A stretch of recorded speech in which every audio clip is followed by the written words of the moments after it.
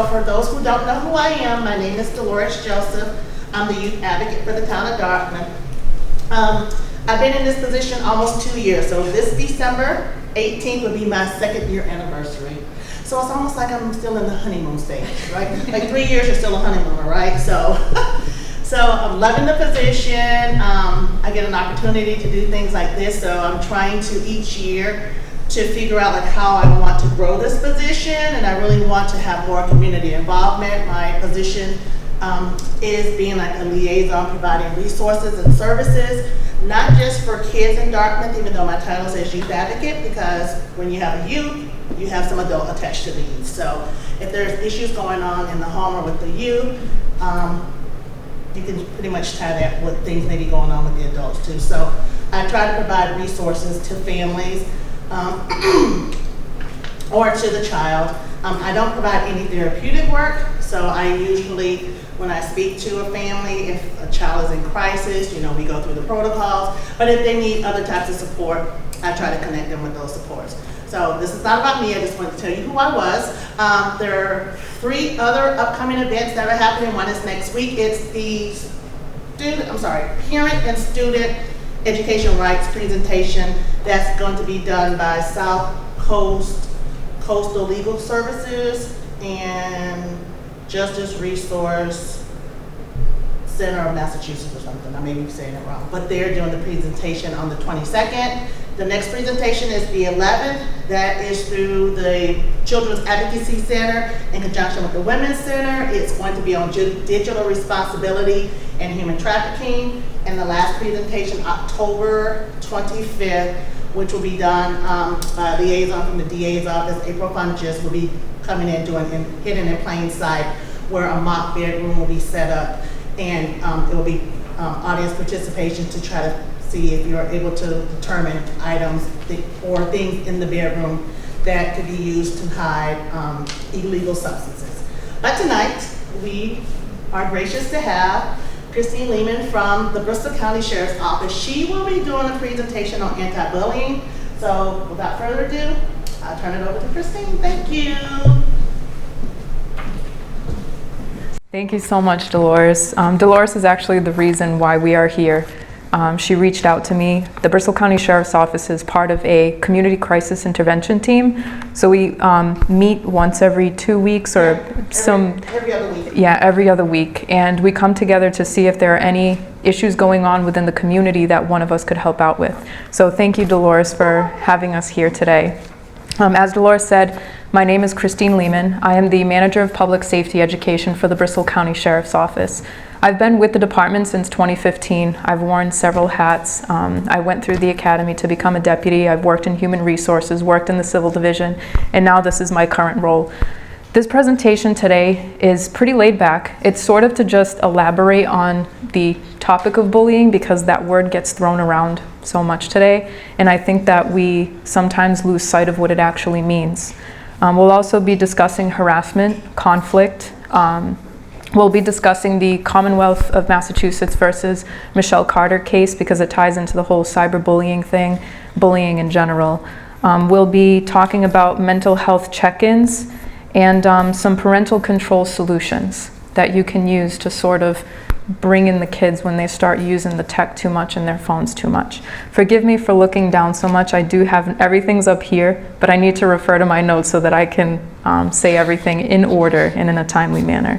So in addition to my work credentials, I'm a first-time mom. I'm also a stepmom, and I'm a big sister and a wife.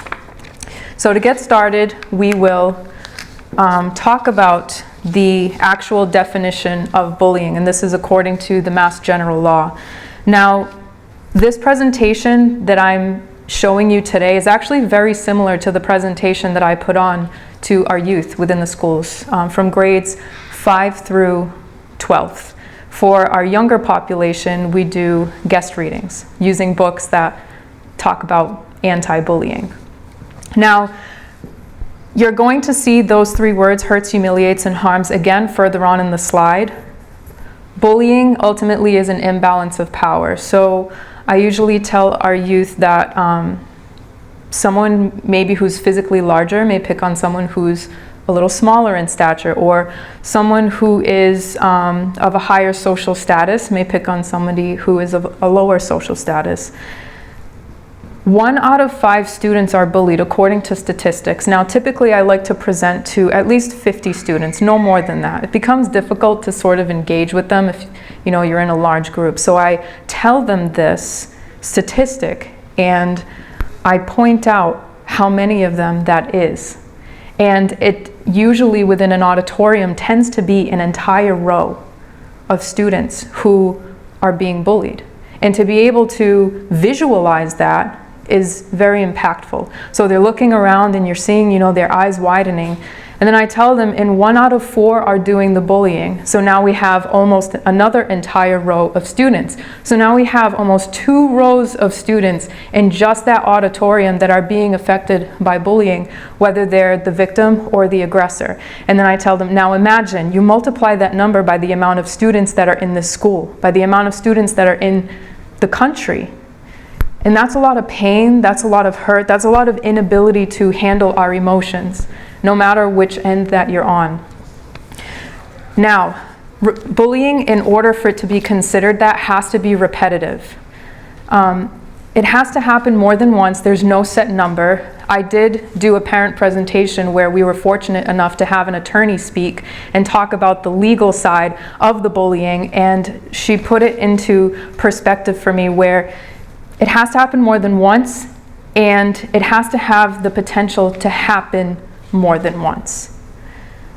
Now, all states have an anti-bullying legislation, which means that schools have to follow that they have to set into place certain policies, and they have to follow those policies with administration, with parents. So there's a certain way that things have to be reported.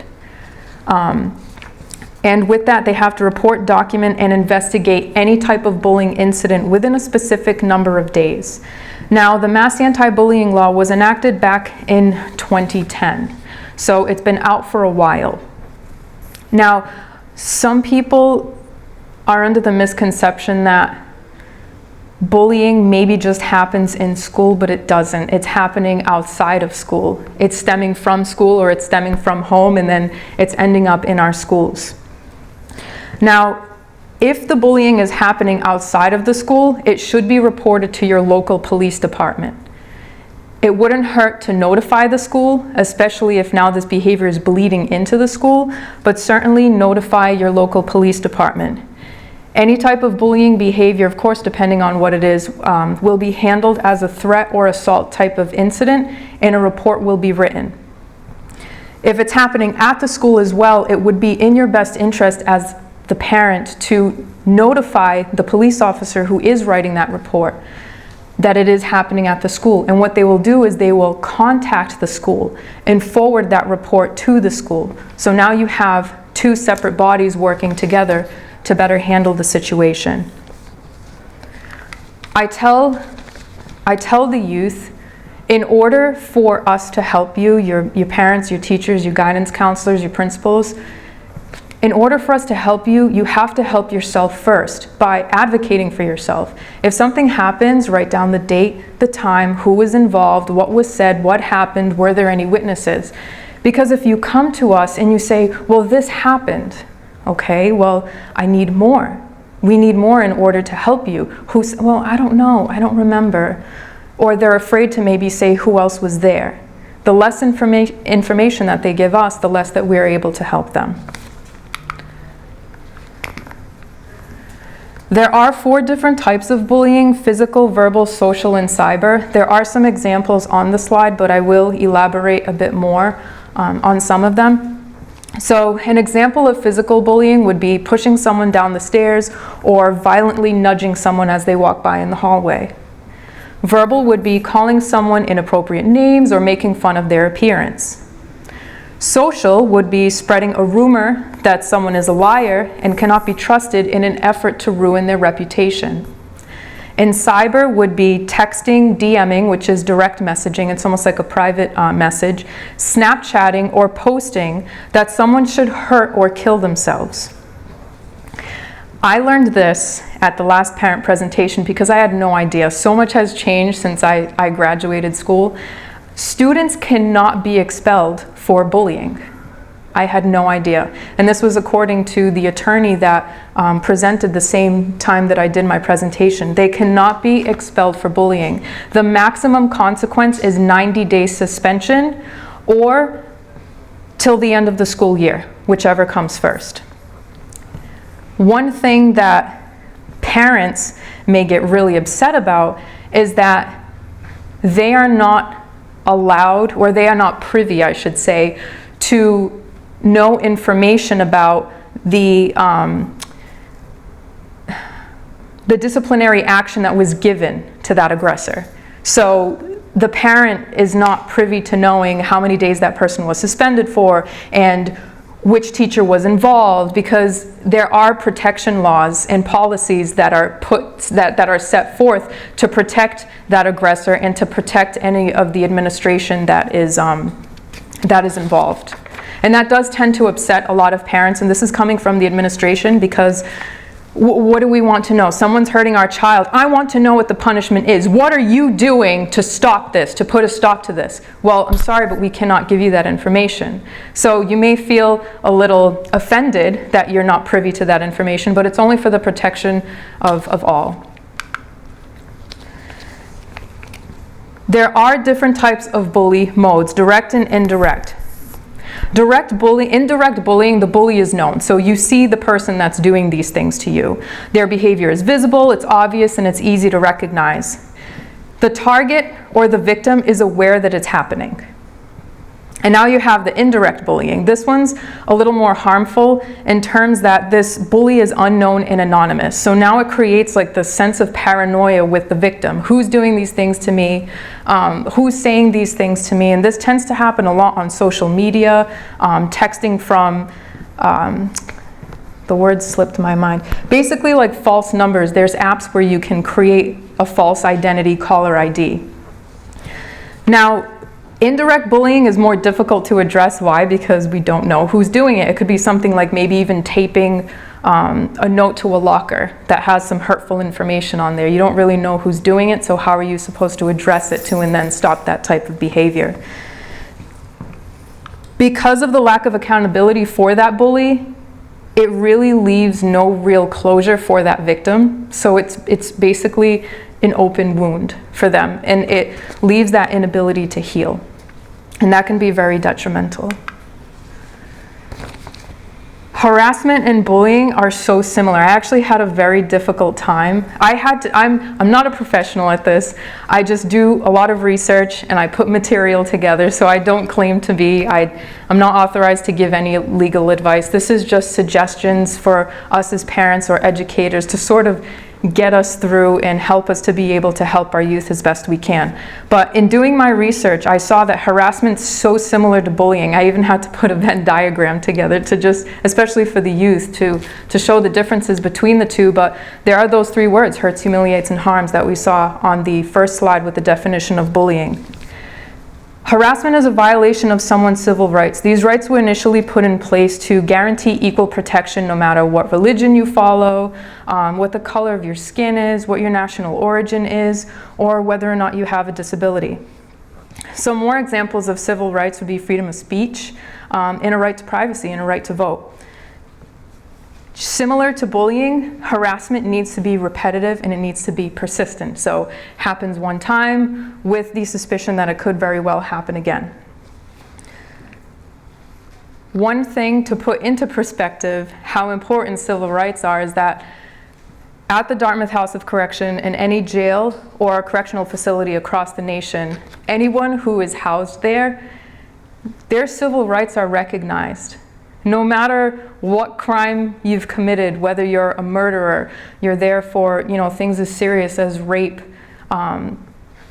molestation, anything. It doesn't put a limit to your rights being recognized. And to tell that, I tell our youth, it's like these people have had their freedom taken away, but those rights are recognized for them. So why are we, your average day-to-day citizen, just trying to be the best person that we can be, depriving one another of these rights? The difference between this and bullying is that under the Mass General Law, the bullying is more of a policy put in place so that schools know how to address a bullying situation. But civil rights, if you violate somebody's civil rights, that's a violation of federal law. So now this is big league here. And a violation of someone's civil rights can result in thousands of dollars in fines, jail time of 1 year to life, or both.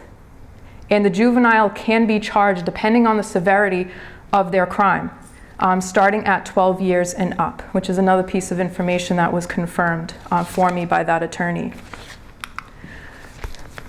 Conflict is where, just from the research that I've done and the feedback that I've gotten from administration, conflict is where we are confusing bullying, because they're similar, but what separates them is that there's a balance of power. Bullying creates an imbalance, but with conflict, it's just a disagreement between two people, but you're not getting personal with it. You're not putting that other person down. Conflict is a disagreement or argument between two or more people with opposing ideas, opinions, or feelings. Now, children tend to self-monitor when there's conflict. So if they see that, their peer is sort of getting uncomfortable, those social cues, they'll back off a little bit, or they'll sort of monitor themselves so that it doesn't get to the extreme of that bullying. Some examples of conflict would be maybe one child wants to play video games while the other one wants to play outside. Or a disagreement on a foul during a basketball game. That can get pretty heated. I'm not a sports person, but I've seen how, crazy some people get depending on what the call is. But it's conflict. It's not considered bullying. Conflict is actually a healthy part of emotional growth, and it's even very likely to happen amongst families and siblings. One major thing that I try to talk about, especially when I do these presentations, is why things happen. As a kid, you can ask my mom. I probably asked her why a million times. I just love to know why people do the things that they do, how things work the way that they do. So in putting my slides together for our youth, which this is the same exact slide that I have for our youth as they do in the parent presentation, I wanted to show them why people are acting this way. Why is this person being a bully? Why are they being mean? It comes down to being an inability of handling your emotions. And bullying is a learned behavior. And the good thing about behavior is that it can be changed. So it's not, this person isn't a bad person because of that. They're just struggling in handling their emotions. As a target of bullying, a child might wonder what is so wrong with them to deserve to be treated this way, but in reality it has nothing to do with who they are. It has everything to do with what that person isn't. So I like to elaborate on some of the reasons that you see here on the slide, is that maybe a child might do it for protection. I'm moving into a new town, I'm the new kid, I'm going to be the spotlight now, maybe people are going to pick on me, I don't know. So what I'm going to do is, I'm going to bully before being bullied. So I'm going in guns blazing and I'm going to start pushing people around, but the ultimate fear is that I'm afraid that it's going to be done to me. Imitation. Maybe this is all that this child knows. Maybe they're bullied at home by their parents, siblings, or family members. So we become an average of the 5 people that we're around the most. So if this child is spending their time with adults who are exhibiting that type of behavior, how else are they supposed to know to act? Insecurity. Insecurity causes people to put others down in an effort to make themselves feel better. Power trip. If this child is being abused at home and they're made to feel like they're lower than dirt when they're at home, they're coming to school and that's their claim to fame. It's my 15 minutes of fame. I'm in charge here. I'm going to control how you feel. Because when I'm at home, I can't do that. And anger. Anger is a powerful emotion, and it makes us do things that we might not normally do. I have a very bad temper. I'm embarrassed to admit it. And when we experience certain emotions, we tend, especially anger and sadness, we tend to say or do things that we may not normally do if we're in that right state of mind. So I always feel like I need to hit something and just get that anger out. I don't just turn around and hurt someone. I don't turn around and damage someone's property. I learn to control that emotion. I go for a walk. I remove myself from the situation. Everyone experiences this emotion. It's how you handle it. And there's this defense mechanism called sublimation, and that's actually a healthy and mature way of dealing with those urges. So in my head, I'm thinking, okay, I get these impulses that I just need to, get out this anger and this sadness. So I breathe through it, walk through it, but I don't just let it resonate here and here, because then that's when it starts to build up. So what do? I work out, I lift weights, go to the gym, go for a run. So sublimation is that defense mechanism in where you're taking these negative emotions and now you're translating them into something else. And I tell the youth that I present to, if you pay attention to what's going on around you, something as simple as seeing someone going for a run, that could be their defense mechanism. We're all struggling in our own ways. And if we just stop and consider that and not think that everybody's life is perfect, it's so much easier to just accept the fact that, okay, I'm going through a rough time and I just need to figure out a way to get through this. I love this quote. I can't tell you who said it, but anger is sadness that had no place to go. And it's that sadness that just keeps building up, and if it doesn't leave here and here, that's where the problems can arise. I always get some giggles when the kids see this part here, because you think, okay, yeah, I'm however years old that I am, that's for infants, right? Infants wet the bed.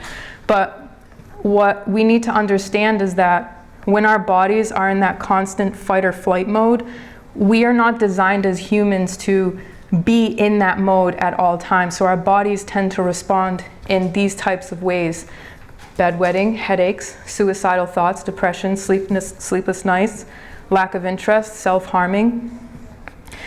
Neurologists have actually found that, they've done MRI scans, they've actually found that emotional trauma, although it can't always be seen, it can cause both brain and internal physical damage. So being under copious amounts of stress for extended periods of time can actually affect your physiology. Now, I'll be discussing some signs that your child may be bullied, or one of your students, depending on what your role is here. Things to look out for, things like unexplainable injuries, changes in eating habits or coming home hungry. So maybe if a child is afraid to sit in the lunchroom, they're just not going to eat. So look out for things like that. Declining grades or sudden loss of interest in school. Self-destructive behaviors like running away from home or self-harming. Those are huge red flags. Now, of course, what would you do in a situation like that? First, you have to determine whether or not it is bullying, because it could very well be something else. If it is bullying, intervene immediately and listen without judgment, because we tend to think that, I can't say I speak for all of us, but even myself, when you're talking to someone who's just younger than you, you just try to think of that young mind. Like, this shouldn't be a big deal. Just, they said something nasty. Whether or not they meant it, just try not to let it bother you. Well, to them, that may mean everything. It could shape the way that their whole day turns out, or their whole week. So just because it doesn't really mean anything to us doesn't mean that it means nothing to them. Model respectful behavior when you do intervene. Now that I'm a parent, I understand why people get so defensive over their children. It's you just feel like you want to get defensive if somebody says something that you feel might have hurt your child, or put them in any kind of harm. So just be very careful in addressing a situation, because the behavior that you're modeling is basically a mirror, and they'll behave that same way. Try to find out the history between, if this is a bullying situation, try to find out the history between the individual that you're dealing with and the aggressor. Document past events as best as possible. I tell the kids, be your own detective. Like I had said earlier, what, when, where, how, why. Write it all down. Who was there? Who may have seen? Where were you? What time was this?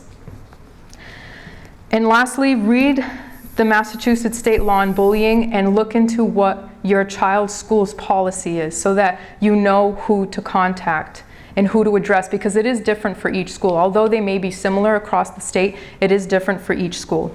And of course, get help or get police help or medical attention if a weapon is involved or it's very serious, like threats of harm, serious bodily harm, sexual abuse, or anything like that. These are some signs that youth that you may be dealing with could be a bully. We need to figure out what is hurting that child so much inside that the only thing that will make them feel better is hurting someone else. Bullies do often end up having problems with the law, if not now, later on in life. And based on studies, we need to address the issue now. We need to provide that intervention now before it's too late. Now, if the individual that you're dealing with or your child is exhibiting these types of behaviors, there are some suggestions in how to address that. Talk with your child. As I had mentioned earlier, bullying is a behavior and behavior can be changed. Try to find out why they're doing it. Try to not be judgmental. Listen to their side of the story. And second, try to understand their feelings. So if they have something that's bothering them, that's making them sad, and their instant reaction is to be mean to others, try to understand the root of that problem. Shed a light on how they're making that other person feel. Role play. I do this with my stepson. I role play with him in terms of like, okay, if somebody says something like this to you, how would you respond? And believe it or not, it's actually very helpful because it almost puts like this little scenario in their heads, and it helps them to better address the situation if they were ever in one. Third, develop an action plan. Think through steps that will help them. What can be different? What can be changed? What can I do to help you in this situation? And model behavior. Teach by example. If they're seeing the way that you're responding to someone, something as very violent, or you become angry and emotional, they're learning that that's how they should be responding to similar situations. So we need to pay more attention as to how we're responding to things because we're their mirror. And lastly, be realistic. It does take time to change this type of behavior. Be patient. Praise good behavior. Make your expectations clear. And there may be setbacks, and that's okay, but just stay persistent and consistent, and the behavior will change. Now, these numbers are very scary, mostly because these statistics are based on 2009 to 2019, so that's not even now. This was pre-COVID, and this is how bad these numbers are. Now, there's a common misconception that bullying leads to suicide. It doesn't. I like to explain it as basically the cherry on top to what a child may be experiencing. So an example I like to give is, okay, I go home, my parents are arguing, they're getting physical, they're yelling at one another, they're putting each other down, they're throwing things around. I'm hiding in my bedroom with my brother, and we're afraid. And now dinner hasn't been made, I'm going to bed with an empty belly, and now I have to go to school, a place where I should feel comfortable, be happy to see my friends, and to be happy to learn. But now I'm going to school and I'm being bullied and I'm being put down and I'm being yelled at and I'm being made to feel this small. So what's happening at home is probably the real reason as to why they're starting to get these feelings and thoughts of worthlessness. But the bullying is the cherry on top that sets them over the edge and leads them to that suicidal behavior. Now, we need to understand that obviously when COVID happened, we were all disconnected. We're isolating ourselves in our homes. The children are interacting with one another. And when we are, our faces are covered. 2/3 of our faces are covered, so it's hiding these micro expressions that children should be learning. These are enhancing their social skills. And it's made it extremely difficult for children to do simple things like having a conversation with someone without feeling uncomfortable and having that social anxiety because they've missed out on those 2 years of learning. And it's very detrimental. There's this program called Protect Young Eyes, and the gentleman who established it, his name is Chris. And it's a great resource to look into. And what he does is he does research, and he has a whole team that comes together and puts out newsletters about the latest TikTok trends, things to look out for, privacy settings to look at on your child's devices to make it, their internet experience that much safer. And he said, check in with your child. If they're not getting annoyed, you're not doing it enough. So we need to keep that in the back of our minds. If our child isn't getting annoyed by however many times we're checking in, then maybe we should do it a little bit more. Now, there are some pretty helpful tips on approaching a child on mental health. Be genuine. Kids know when we're faking.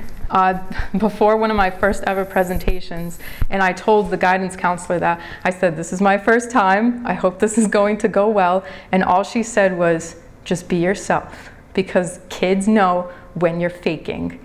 So I kept that in my head, and you know what? She was right. I kept their attention, and they respected me. Speak comfortably. We need to be careful, with the slang. I see this all the time. There's this meme that says like mommy, mom, and then bruh. So if you want to talk to your kid about something that, may be a little uncomfortable, going up to them and addressing them like bruh, and then trying to start up a conversation, they know right off the bat, you're not being yourself. Mom or dad's being weird. This is already starting off on the wrong foot. So just be yourself. Don't worry about using that slang. And allow silence. This is huge. Allow them the time to articulate their thoughts, because these are big feelings and they are little people. So give them a second to put things together. Even us as adults, I've probably tripped over my words 10 times and it hasn't even been an hour. So just imagine someone who's young and experiencing these big feelings trying to get those words out. Change the setting. This one is huge. This is one of my favorite tips on approaching. Change the setting. Do it while you're driving in the car, or maybe when you're doing chores, or your child is doing something that they enjoy, because it takes the focus off of them and you're not having that direct eye contact, which makes it easier for them to maybe tell you how they feel. And it'll make it more comfortable for you as an adult, as a parent.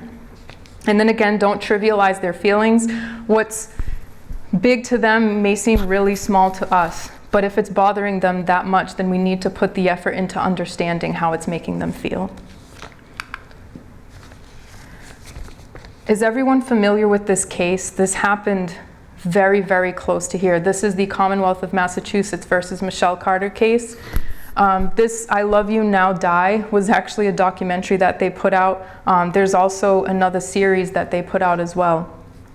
Now, I like to talk about this case because one, it happened so close to home, and two, this is happening so much. And they're actually trying to put policies and laws into place to help deter this type of thing from happening. Now, Conrad Roy, the gentleman that you see on the top left of the screen, rigged his truck to fill itself with carbon monoxide and later died of carbon monoxide poisoning in the Fairhaven, Massachusetts Plaza Way parking lot. It's now a Tractor Supply, used to be where Kmart is. And this was on July 13th of 2014, and he was 18 years old. Michelle Carter, the woman you see to the right, was 17 years old at the time this happened. And she was charged with involuntary manslaughter for ordering Conrad Roy to complete suicide. She wasn't there in person. It wasn't over the phone. It was by text message. Michelle was later charged as an adult. Remember, she was 17. She was charged as an adult and could have served up to 20 years in prison.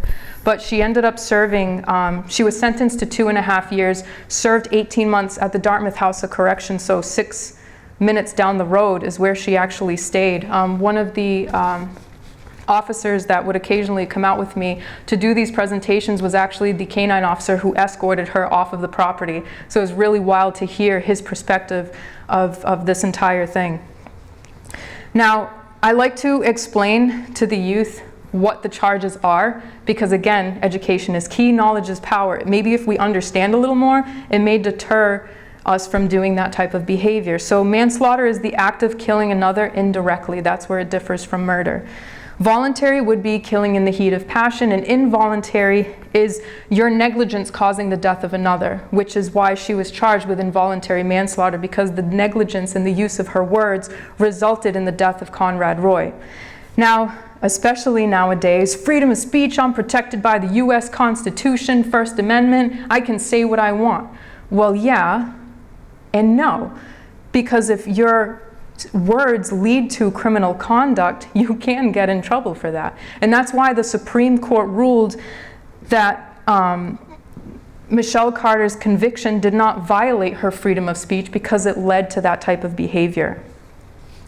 Now, as I had said earlier, bullying with the school child can't get expelled for that. The laws are different, policies are different, but depending on whether or not criminal charges result from whatever happens, there are consequences to it. And these children can be sentenced to mandatory community service, counseling, summer behavioral programs. Civil lawsuits can now open up depending on what had happened. And they could very well be incarcerated, such as Michelle Carter in this particular case. To delve a little deeper, sorry, that's really bright. It's been dark this whole time. So to delve a little deeper into this case, in the course of Michelle and Conrad's relationship, they exchanged over 60,000 messages.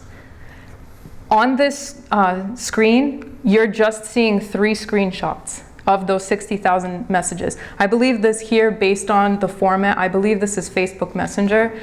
In just these 3 screenshots, you'll see outlined in a red rectangle, that's how many times Michelle tried to convince Conrad to kill himself. 6 times in just these 3 screenshots.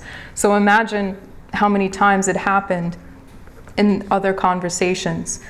Now, we have a tendency to think that text messages, Snapchat threads, and Instagram messages cannot be retrieved. They can, and they will be used as evidence toward someone's conviction or the conviction of others. Snapchat messages especially, I know Facebook has invisible messages. Anything that says invisible, disappear, nobody's ever going to see this again, it's a lie. Snapchat particularly has the rights to our information for up to 7 years on a server. So when I tell this to an audience of students, I see pale faces, I see sliding down in their seats, because we have this idea that words that we're putting out there and pictures that we're putting out there are just disappearing into the atmosphere, but they're not, and they can be retrieved.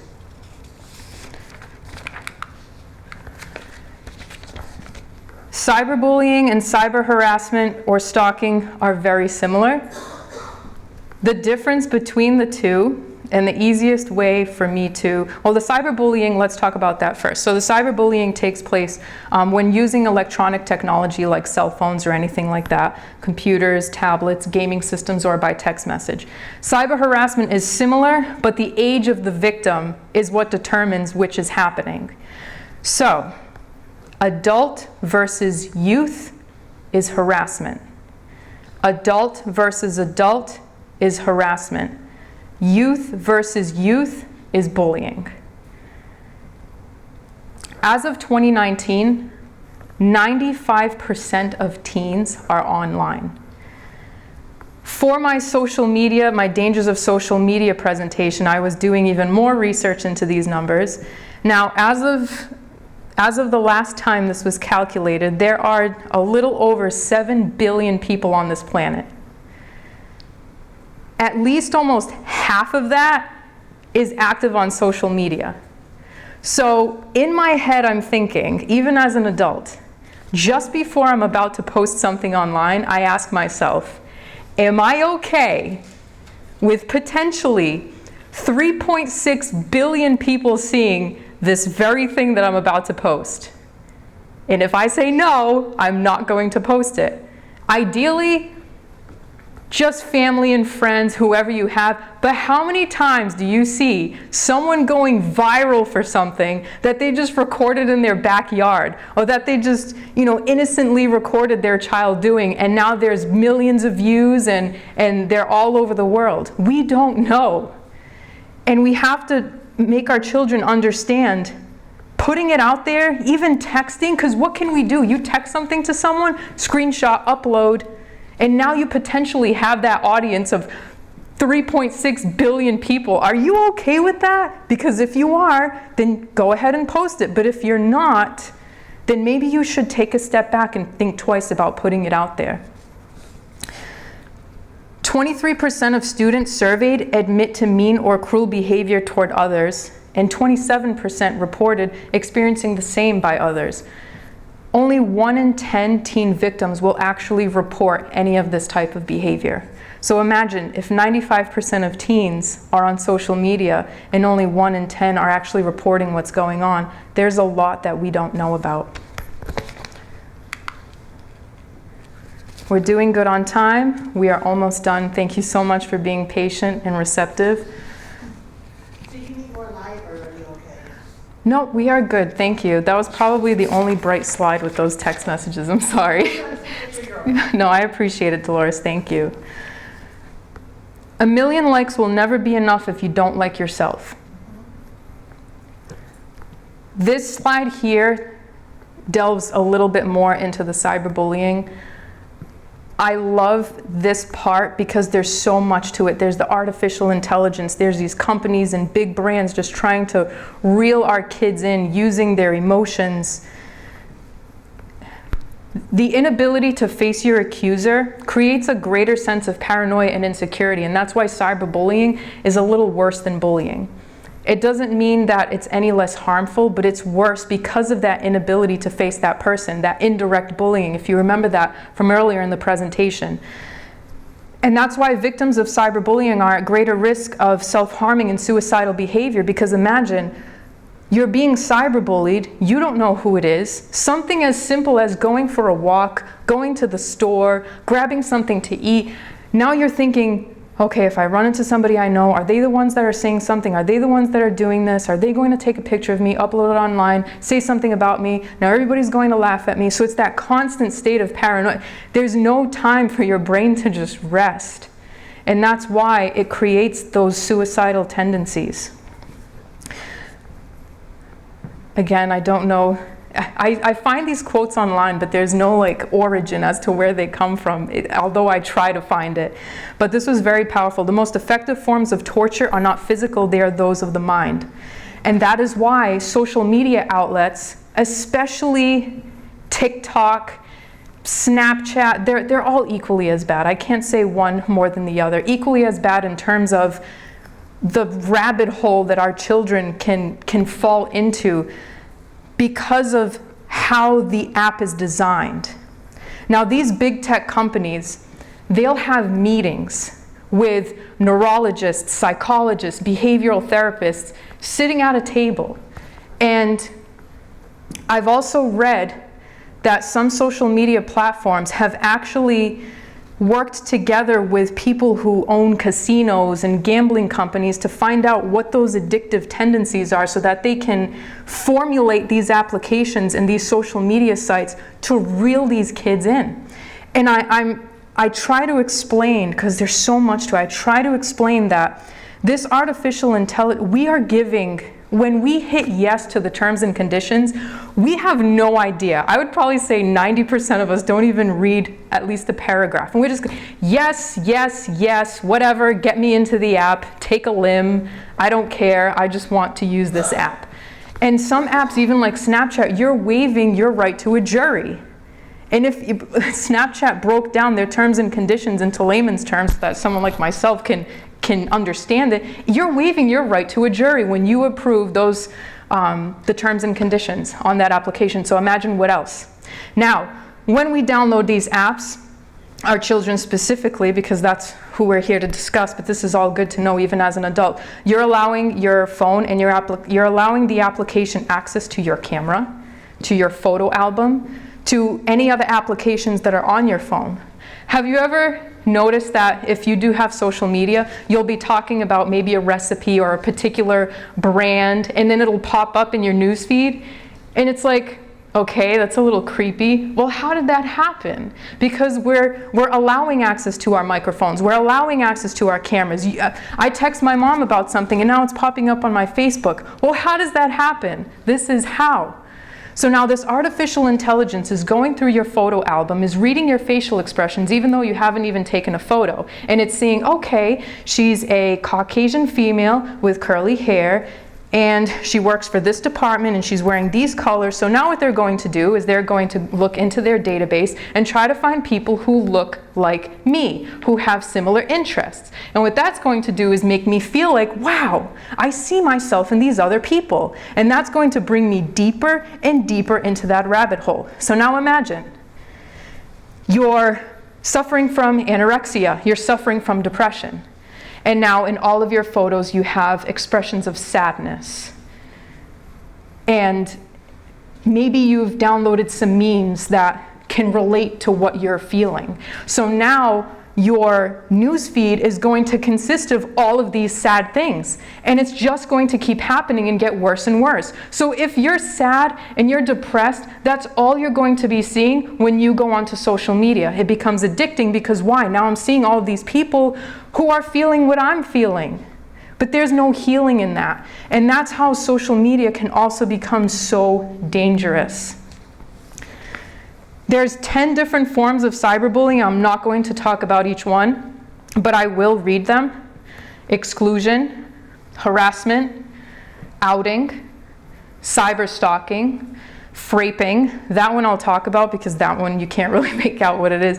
It's logging into someone else's social media account and impersonating the child by posting inappropriate content in their name.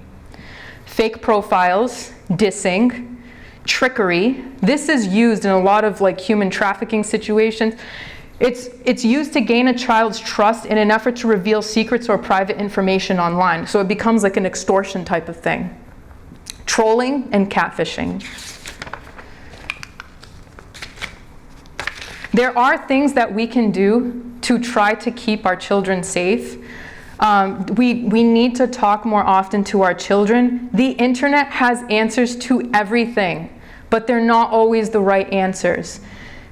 Be proactive in talking about the uncomfortable things that they want answers to. And if you don't talk to them, the internet is there 24/7 to do it for you.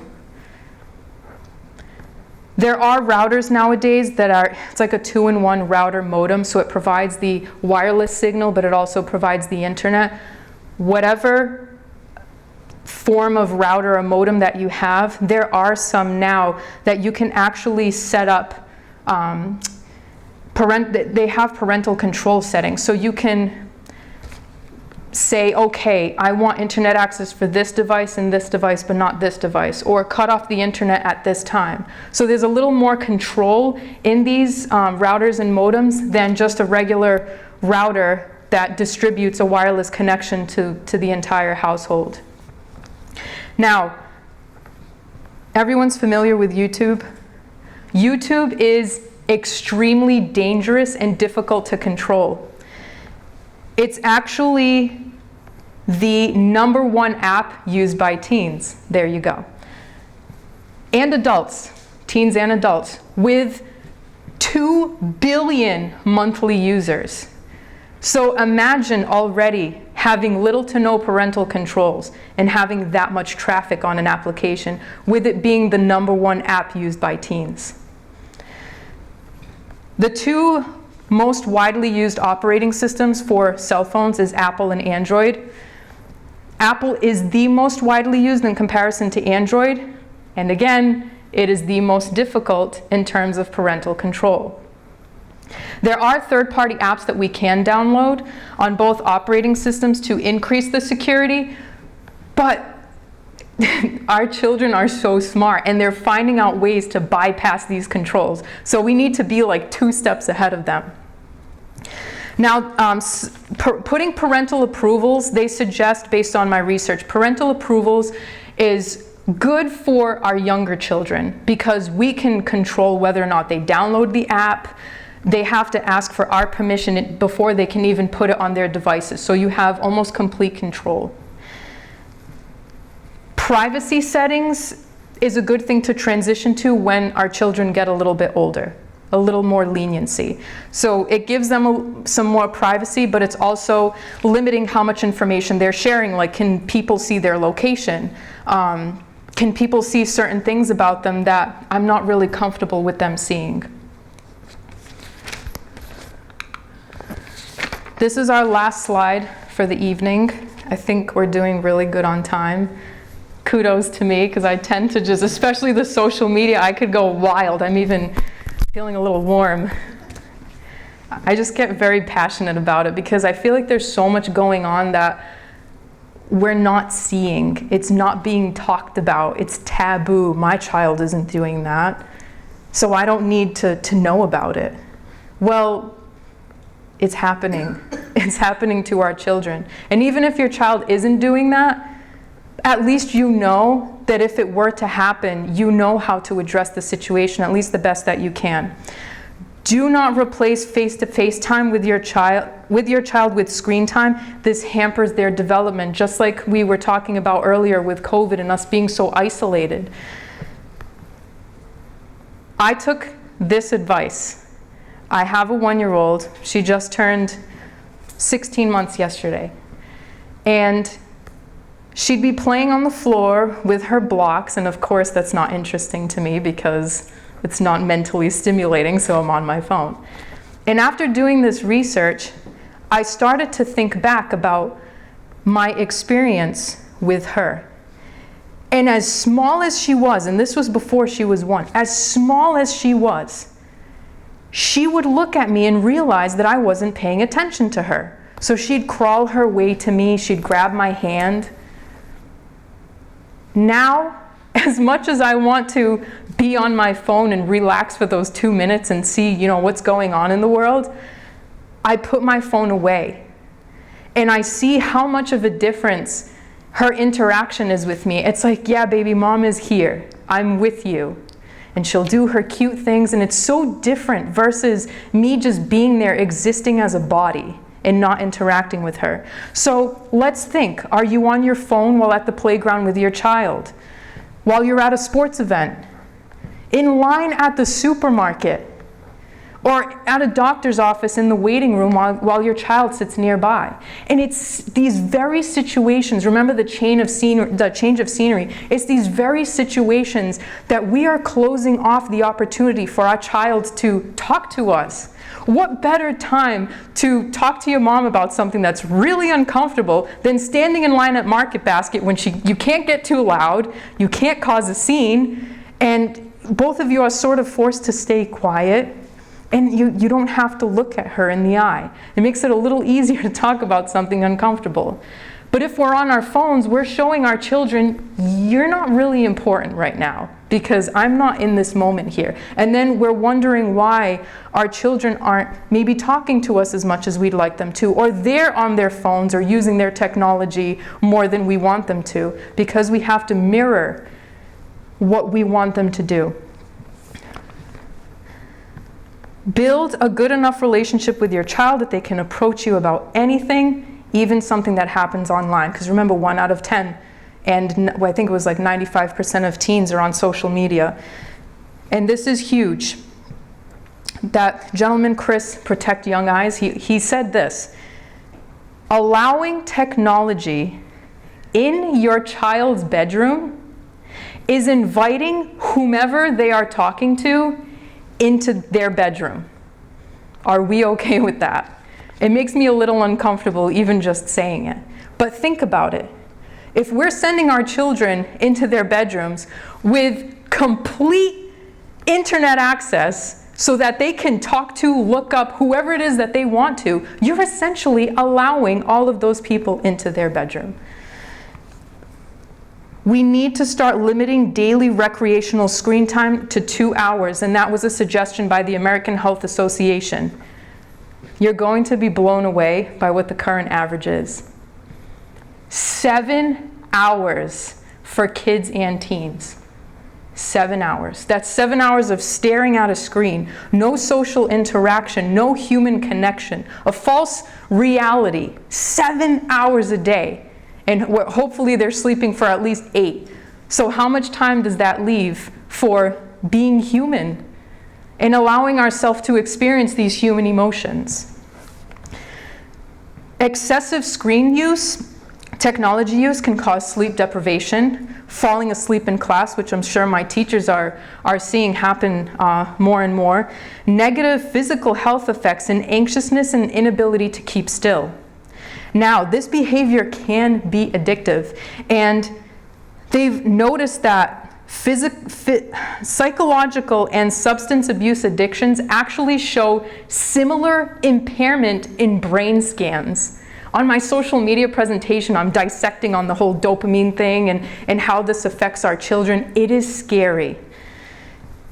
And this is why we need to start creating technology-free zones. Have it be the bedroom, the dining room, the living room. Create a centralized location for these devices. Okay, it's bedtime, the phone goes here. It's not going in the bedroom with you. This helps to remove that fear of missing out. And that's why children are always on their phones, because they feel like they're going to miss out on something. They feel like they're going to miss out on that homeroom conversation about what happened earlier in class today. And then when I go to school tomorrow, everybody's going to be talking about this, and I'm going to feel left out because I have no idea what's going on. But when you start to show your children that technology use, having a phone, is not a right. It is a privilege. They'll start looking at it a different way and then appreciate it for what it is. Another good thing is no phone behind closed doors or in the bedroom. It reduces the chance of that risky behavior happening, of them doing something that they wouldn't feel comfortable doing if that door were open. So you have to go to the bathroom? Okay, the phone stays on the dining room table. Or you want to go into your bedroom with your phone, the door stays open. Hard part may not be possible depending on your lifestyle, but try to adhere to your own rules to model that behavior. But if you're in a situation where you're on call, you have a sick family member, or you need to have your phone with you, explain it to your child. Just say, listen, you know, so-and-so's sick, or mom's on call, I need to have my phone with me at the dining room table, but mom's gonna keep it right here. I promise I'm not going to check it, but if that phone rings, I need to answer it. If we expect that from them, we need to model that same behavior. Our children need us. It's hard being a parent during these times, but it's even harder to be a kid. Thank you so much for being here today. Thank you for being so respectful and attentive. I hope that you learned something from this. If you have any questions, I'll be here for however long you need me to. Dolores, thank you so much for inviting us in, and thank you to our Director of Programs, Tina, for supporting me tonight. Thank you. Thank you so much. Christine, thank you. Hold on. Let me see. Technology. Hold on. We need a warning before the lights come on because they're so bright. Like technology. I know. Now you can open your eyes. So thank you again. Thank you, Tina, for being here. I feel like anytime we have presentations, there's always something to learn. You know, sometimes I think, well, I don't know everything. Sometimes I think I know everything. But anytime that I hear about these things, even if I see it over and over again, I pick up on different things. And thank you so much for providing some information, because I was writing things down. I'm like, oh, I need to protect young eyes. I'm like, I need to look into that. And about the YouTube use, that was a shocker to me. I would have thought, you know, TikTok or Snapchat or some of those other ones, I don't know. But YouTube being like one of the #1 things for teens, I wouldn't have thought that at all. So you learn something new every day. I have to be honest with you, Dolores, when she started to do the presentation and we were reviewing the slides and things like that, even for myself, I'll be the first one to say, get me to that app, right? Click, click, click. Yes. Yes, agree, Oh yeah, I don't agree. read too much because I want to get And I there. know that, you know, maybe it's a shopping app, or maybe it's this, or maybe it's that, but just like she said, it's like, we don't read through all of that. Exactly. In regards to our youth, they're just agreeing. Right? Exactly. So, And it's always nice to know that as parents and caregivers, because I try not to use the term parents all the time, parents, caregivers, adults, anyone who is in a young person's life, there's some things that we can do as far as like protecting with like screen time. I remember when my son is 17 now, well, he's still a minor, but anyway, when he was really younger, when we had this particular cable company, I made sure that I put parameters on the television. Like if he had one in his bedroom, he could only get like the Disney Channel, Nickelodeon or something. That was it. So the other channels that he could not, even if he pressed the numbers in, it would not come up. And the same thing with the privacy on his phone and on the computers. I made sure I put things in place, like if he can't go to this app or go to that app. But if you don't know, you don't know. So that's why I'm always encouraging parents, caregivers, or anyone who has young children or children in their lives to educate themselves and to go to presentations like this, or if you don't know, ask someone, because some of the things I don't know as a parent.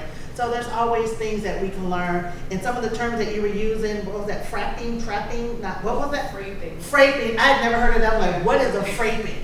So even the catfishing, I didn't know about until, I think my sister was saying, oh, there's like a show on MTV called Catfishing. I'm like, well, what is catfishing? Because, then when I was like, oh, that's what that is. So it's just amazing. And like the terminology that young people use too, just the apps, the emojis, things like that. I think I pulled up something one time, and I know I'm kind of getting off here, about like different emojis that kids use, especially when they're doing things they're not supposed to. You see all these emojis on the phone, like what the heck is this? And then you look it up, I'm like, oh my gosh, I didn't know this was happening under my nose. So we have to be investigators too. We have to be on top of things. Technology changes so much and so fast that, like Christine said, we need to be 2 steps ahead of them, because they are freaking smart and they know. And they now know. with the dark web and all of that too, Oh. it's so hard to track anything, track down IP address. You could be sitting at your computer in Freetown, Massachusetts, and your IP address is pinging somewhere in India. Exactly. Yes. Yeah, and that's the extent of what we're up against. My son works for cybersecurity, and he said Americans are the easiest to hack into because we're so ignorant about. Yeah. We're so ignorant about He's so all right. this, and it's so easy to hack in.